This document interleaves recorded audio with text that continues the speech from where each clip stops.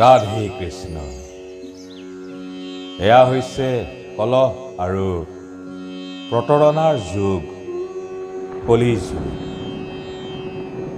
আজিৰ মানুহে আনক ঠগি প্ৰতাৰণা কৰি ধন সম্পদ আহৰণ কৰিছে। নিজৰ স্বাৰ্থ পূৰণ কৰিবৰ কাৰণে গৈ এজনে আন এজনক নিষ্ঠুৰভাৱে হত্যা কৰিছে। আনকি নিজৰ ক্ষুদ্ৰ ক্ষুদ্ৰ স্বাৰ্থ পূৰণ কৰিবলৈ গৈ নিজৰ আত্মীয় স্বজন বন্ধু বান্ধৱকো ঠগ প্ৰতাৰণা কৰিবলৈ অকণো চিন্তা নকৰে আজিৰ মানুহে। এয়াই হৈছে আজিৰ সভ্যতা। নিজকে জীৱশ্ৰেষ্ঠ মানুহ বুলি পৰিচয় দি গৌৰৱবোধ কৰা আজিৰ সভ্যতা। এই ফটোখনলৈ মন কৰক, নিশ্চয় আমাৰ প্ৰিয় জনপ্ৰতিনিধি।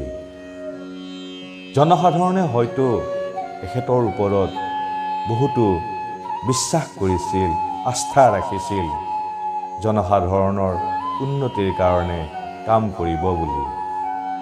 আজি আপুনি তেনে এজন জননেতা বা জনপ্ৰতিনিধি নেপায়, যি নিজৰ স্বাৰ্থ অবিহনে আনৰ স্বাৰ্থৰ কাৰণে কাম কৰিব।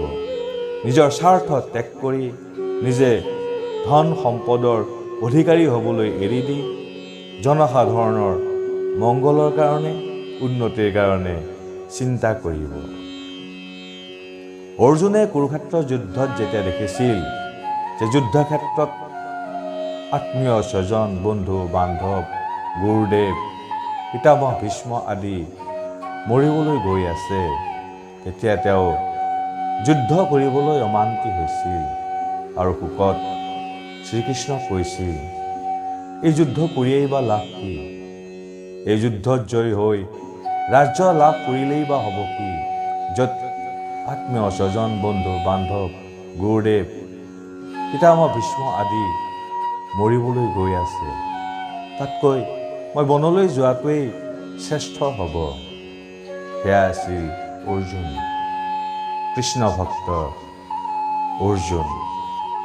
সেয়েহে গীতাত কৈছে, ভগৱত ভক্ত অবিহনে আন কোনো ব্যক্তি প্ৰকৃত জনপ্ৰতিনিধি দেশভক্ত সমাজসেৱক হ'ব নোৱাৰে।